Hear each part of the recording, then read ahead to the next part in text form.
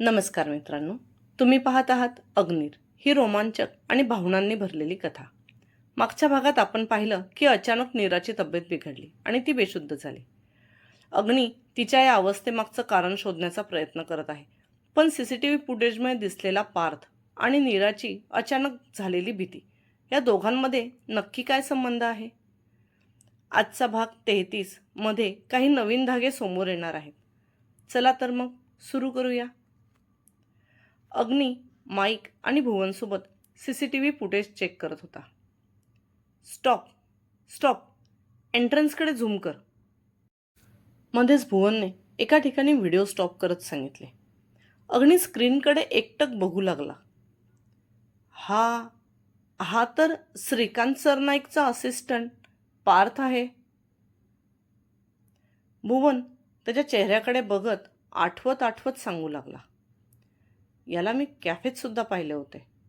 याच्यासोबत अजून कोणतरी बसलं होतं आणि हा बोलताना आमच्याकडेच पाहत होता. अग्नीला पण त्याचा चेहरा पाहत काहीतरी आठवले. त्याने लगेच कॅफेचे सीसीटीव्ही फुटेज ऑन करत तिथे चेक करू लागला.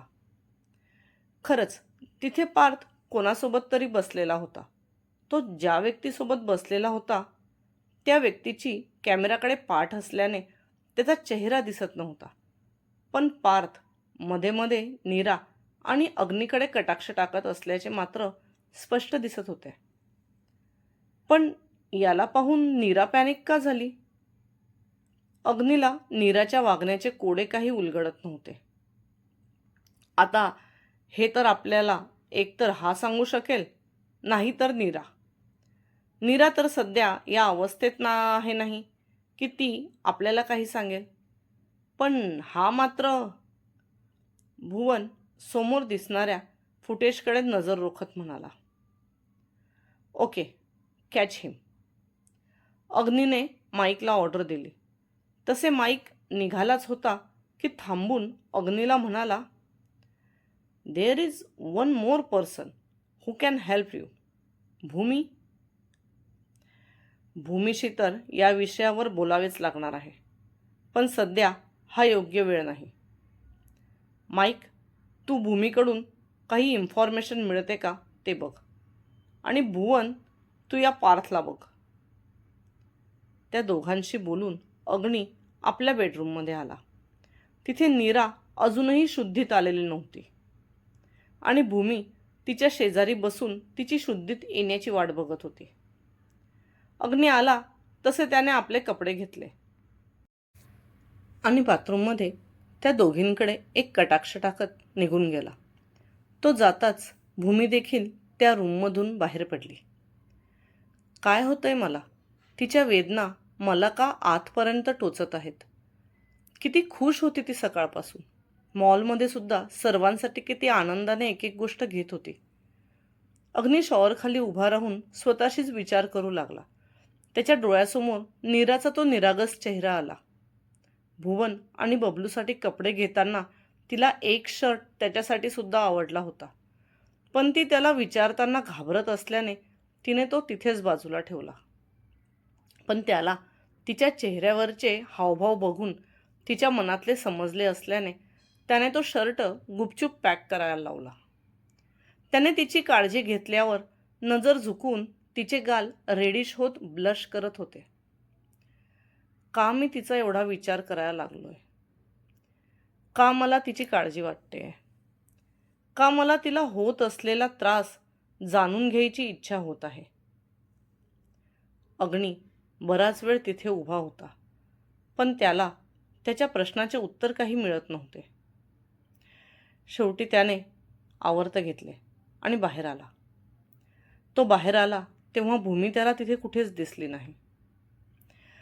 त्याच्या रूममधून एक दरवाजा कायराच्या रूममध्ये उघडत होता.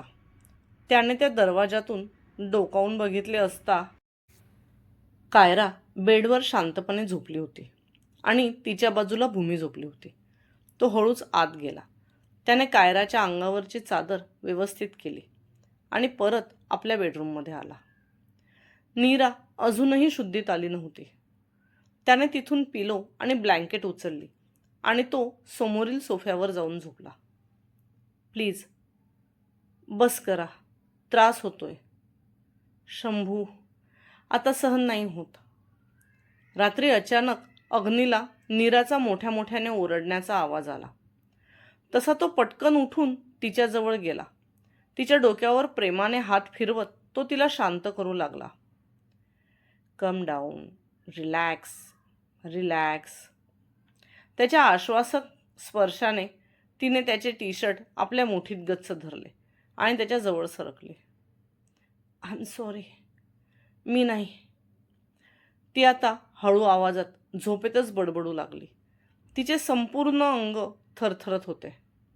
त्याने तिला आपल्याजवळ ओढून हळूहळू तिच्या केसांवर हात फिरवू लागला.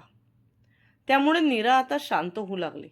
ती शांत होताच त्याने तिच्या कपाळावर आपले ओठ टेकवले, ज्यामुळे नीराच्या चेहऱ्यावर हलकीशी स्माईल आली. तो तिला शांत करण्यासाठी त्याचा हात तिच्या दंडावरून फिरवू लागला. मध्येच त्याला काहीतरी आठवले. त्याने हळूहळू तिची ब्लाऊजची बाही वर करून पाहिले असता त्याला मागच्या वेळेस दिसलेला चटका आज स्पष्टपणे दिसू लागला. तो काळा रंगाचा गोल असा जुना व्रण होता. जणू त्या जागेवर कोणीतरी सिगरेट जोरात दाबली असावी. हे तर फिजिकल व्हायलन्सचे निशाण आहेत. नीरासोबत असे कोण वागेल? श्रीकांत की पार्थ की अजून काही आहे जे मला माहीत नाही?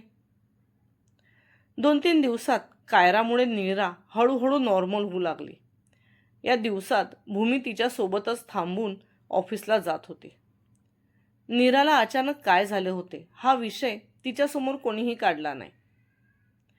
गणपती जवळ येऊन लागल्याने नीरा हळूहळू कायराच्या मदतीने गणपतीची तयारी करू लागली.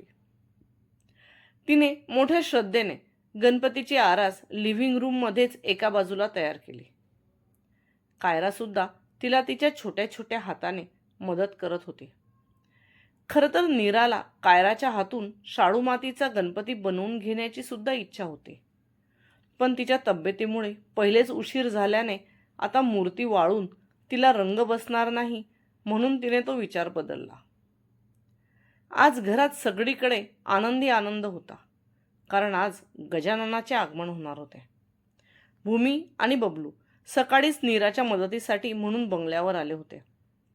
अग्नी आणि भुवन गणपतीची मूर्ती घ्यायला गेले असल्याने माईकसुद्धा नीराच्या मदतीला बंगल्यावरच थांबला. नीरा आणि कायराने मिळून गणपतीसाठी वेगळे वेगळे असे 7 प्रकारचे गोडाचे पदार्थ बनवले होते. भूमी आणि बबलू डेकोरेशनला फायनल टच देत असताना फुलं कमी पडली तर ती बबलूने भूमीला घेऊन यायला सांगितली. भूमी आपल्या रूममधून फुलांची भरलेली टोपली घेऊन येत होती की समोरून घाईघाईत येणाऱ्या कोणीतरी तिला धडकलं. त्याने तिची सर्व फुलं खाली पडली. मदतीसाठी थांबले, पण आल्यापासून तुम्ही मदत काही करत नाही. वरून माझं काम वाढवत आहात. भूमी खाली पडलेली फुलं उचलत समोर उभ्या असलेल्या माईकवर ओरडली. पण तो मात्र तिला पाहण्यात गुंग झाला होता. आता बघताय काय, आवरू लागा. थोड्याच वेळात ते लोक गणपती बाप्पाची मूर्ती घेऊन येतील. त्यांच्या पहिले हे सर्व झालं पाहिजे. भूमीने ओरडत ओरडत त्याला धक्का दिला. तसा तो भानावर आला. I said earlier I will call the event manager, but you are not listening to me. Mike म्हणाला, पण त्याचे बोलणे ऐकून तिने आपले तोंड वाकडे केले. आपल्या हाताने करण्यात जी मजा आहे ना, ती इव्हेंटवाल्यांच्या कामात नाही. आज मी कितीतरी वर्षांनंतर बाप्पासाठी म्हणून हे सर्व करते आहे. मलाच माहिती की मला या सगळ्याचा किती आनंद होतोय. असे म्हणताना भूमीचे डोळे थोडे पाणावले होते, जे त्याच्या नजरेतून सुटले नाही. Why? First, where you lived in Mumbai. Ganpati is very famous. माईकने तिच्याकडे बघत विचारलं. हो, ते तर आहेच. आमच्या मुंबईत बाप्पा घरोघर बसवले जातात. आम्हीसुद्धा लहानपणापासून बाप्पांना आमच्या घरी आणायचो. माझ्या घरी तर कोणी मला त्या दिवशी थांबू द्यायचं नाही आणि मी सुद्धा खुशीत नीराकडे यायचे. आम्ही बाप्पाची दोन्ही मिळून पूर्ण तयारी करायचो. भूमी तिच्या लहानपणीच्या आठवणी माईकला सांगत होती. तुम्हाला सांगू, एकदा तर गणपतीला नैवेद्य दाखवायच्या आधीच बबलूने मोदक तोंडात टाकला. म्हणून नीराने त्याच्या पाठीत असा धपाटा दिला होता. पण आता तिच्या चेहऱ्यावर किंचित दुःख दिसू लागले.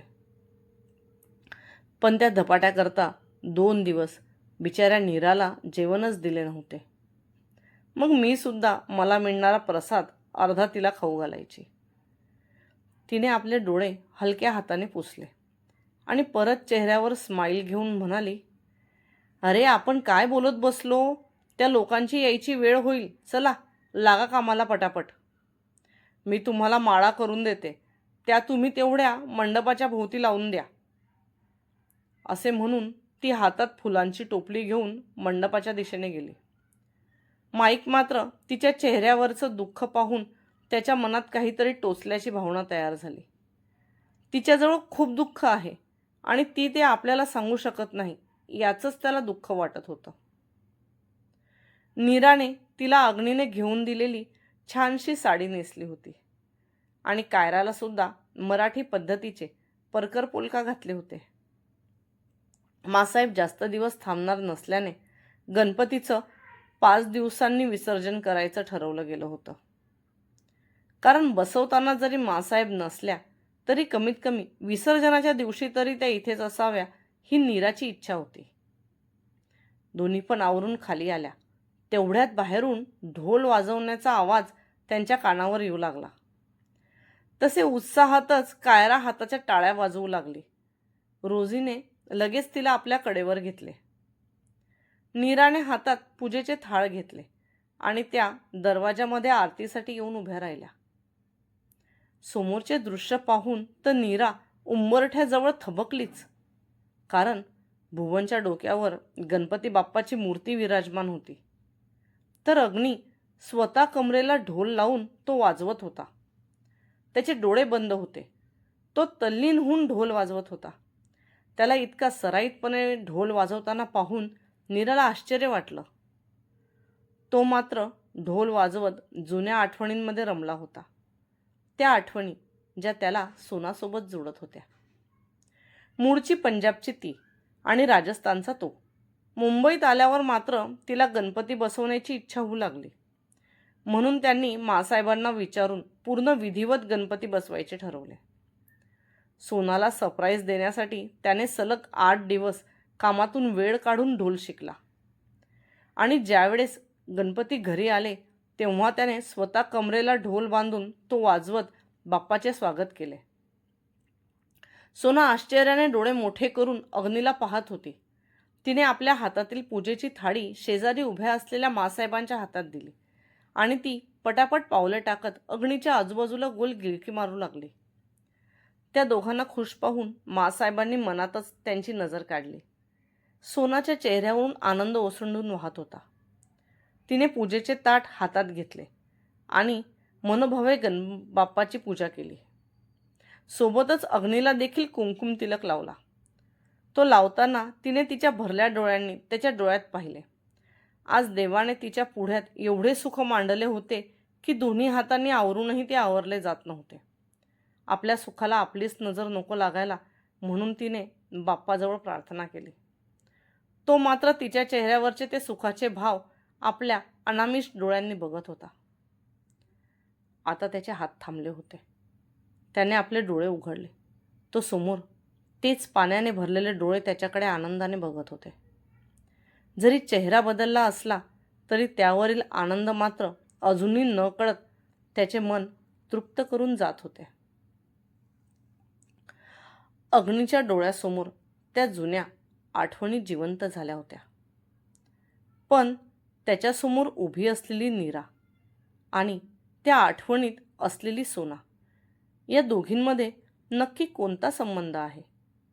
आणि नीराच्या हातावरचा तो सिगरेटचा व्रण, त्यामागे खरंच कोण आहे?